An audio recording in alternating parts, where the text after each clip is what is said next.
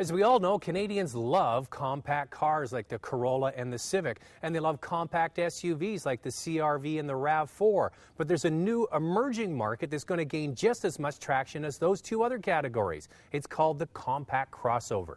This is Kia's take on that hot new trend, and they call it the Soul. It's based on the Kia Rio car platform, but it's got a higher roofline and an interior utility that drivers of the Toyota Matrix or Suzuki SX4 will really find appealing. But it's got a very unique look that the competition is lacking.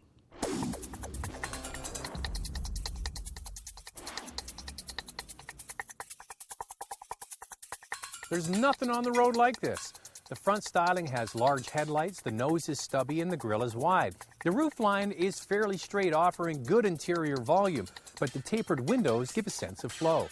The rear taillights extend out from the body, and the rear styling is as unique as the front. I'm going to be honest, I'm not as sold on this styling as Zach is, but I have to admit a couple of my friends have seen the Soul and they think it looks pretty cool, so it's definitely getting a lot of attention. There are three basic trim levels to choose from. You've got the base model, the 2U, and the 4U, but we'll tell you more about those in just a minute. The back cargo area is surprisingly big, especially when you look under the cargo floor. That's a lot of storage. Now, this is a compact vehicle, but the back seat is rather surprising when you look at just how much leg room, obviously headroom and hip room because it is a boxy vehicle. For somebody who needs to carry passengers, not a problem at all. I always look at these vehicles, can you put maybe a baby seat in here, a car seat? I bet you can with no problem, and even room in the back for a stroller. Now, the one thing about Kia, when you think of Kia, you think they offer a lot of content and value for the money. And I think with this car, the Soul, they've actually over-delivered. The base price is $15,495, and for that, you get power windows and doors, steering wheel mounted radio controls, USB port, auxiliary jack, an armrest, and my favorite, heated seats. You get this all on the base model as standard equipment. That's pretty remarkable. But I think most people will spring for the higher trim level, the 2U and 4U, which get even more features like air conditioning, keyless entry, traction and stability control, satellite radio, an upgraded stereo with a very cool speaker system that can pulse and glow with the music. For all this, prices range from just $18,000 to $20,000. To clarify different trim levels, go to our website. The layout is clean with a great use of space. The glove box is huge and there's a high level of fit and finish. Before we head out on the road, we should mention that the 4U is available with this very unique two-tone interior and houndstooth seats. It's called Retro. There's another version available called Burner, and it has red inserts. There are two engines, one for the base model and then one for all the other trim levels. The base unit is a 1.6-liter four-cylinder with 122 horsepower. This car is only sold with a 5-speed manual transmission, no automatic, and it's really only for the most price-conscious. Kia expects to only sell a very small percentage in the base model. All the other units get a 2-liter engine with a more respectable 142 horsepower. Either of these engines can be ordered with a manual or automatic transmission. The manual is only a 5-speed unit and the automatic is a 4-speed, which is fine around town, but on the highway, the engine is revving higher than it might with more gears, and because of this, the engine noise creeps into the cabin.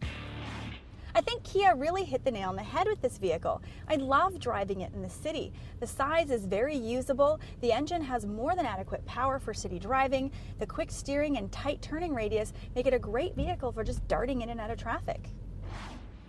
Now, I do agree, when you get this vehicle out on the highway, it's a bit noisy. You get some engine noise and you also get some road noise from the tires. But you have to keep one thing in mind. This is a little urban crossover runabout, and for that purpose, it's great. Handling is surprisingly good, especially with the 16 or 18-inch wheels offered in the 2U and 4U versions. When the Soul is tossed into a corner, it responds nicely, and the feedback to the driver is good. Now, this Soul has a very tight feel to the body, which goes a long way to making this Soul feel like it's put together well and has some good quality. A couple of things we want to talk about. There's height adjustment on all of the Souls except for the base model. You have great outward visibility, lots of glass around here, but the one thing about the seats is the foam is kind of hard. Not bad if you're just driving it around town on shorter trips, but longer trips on the highway, you can suffer from numb bum.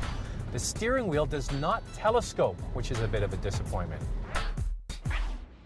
There was an interesting thing happened the other day. I'm sitting at home and the phone rings. I lift it up. It's my neighbor who lives right across the street. And she says, "Hey, that's a pretty cool car out there." I happen to have a Cayenne Turbo S parked in front of my house, a $160,000 truck. And I said, "Oh, the Cayenne?" She says, "No, that little white one." The Kia Soul. She thought it was the coolest thing going. And she said, "Is it all-wheel drive?" No, unfortunately, even though this looks like a little crossover like cute ute, it is not available with all-wheel drive. You know what? It got killer looks. It's got tons of stuff on the inside. You sit up, you look out. It's a great little vehicle to bomb around town, and I think this vehicle is going to do very well. Well, Zach, with prices ranging from $15,500 to $20,000, I really have a feeling that this Soul is going to find a market. What do you think? Absolutely, and we'll start with the likes here. There's a lot to like about this vehicle. I disagree with Lacey on this. I think this thing looks fabulous, and when it's appealing to that younger Generation Y crowd, I think they're going to love it because they stand out. They're unique, and when you can add on extra unique features like the 4U Retro and the 4U Burner, they're going to love it. Okay, the price is amazing, especially the standard features list. We talked about the heated seats on a base model car. Fabulous. Also, the radio controls on the steering wheel, the USB port and the auxiliary jack, and you can get satellite radio in there as an option. It really is well kitted out for the kind of money that you have to put out. Also, the size. The back seat is actually quite roomy. Now, this is not only great for Generation Y, but families starting out with kids and older people that are going to use this vehicle for extra cargo. And the handling really is quite good. It feels like a little go-kart, and it looks like one as well. On the downside, I think this vehicle needs an extra gear in the automatic, go from a 4-speed to a 5-speed. It would help reduce the engine noise on the highway because I find the tires already a little bit noisy when you're driving over uneven surfaces. That's really it. I think it's packaged beautifully. I think it looks great. It's got all kinds of standard features. Do you agree? You know what, Zach? I do agree with you on this. The standard features list is fantastic. And you know what? The fact that you get those heated seats on a base model, it's just absolutely amazing. I really like the fact that you can make this car really unique. The Retro and the Burner are so cool, and they definitely make this vehicle very individual if you decide to get that 4U version. I also think the size is very functional, and the fact that you can get 2 adults in that back seat, it's great. And I really like the interior styling. But that being said, I'm sorry, I don't like the exterior styling on this vehicle at all. It's just a little too boxy for me.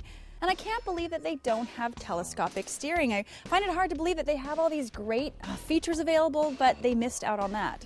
I'm really surprised you don't like to look at this thing because it's perfectly targeted at your generation, Generation Y. I guess you're not hip and cool in downtown enough. Oh, Zach, I'm hip and cool. I'm hip.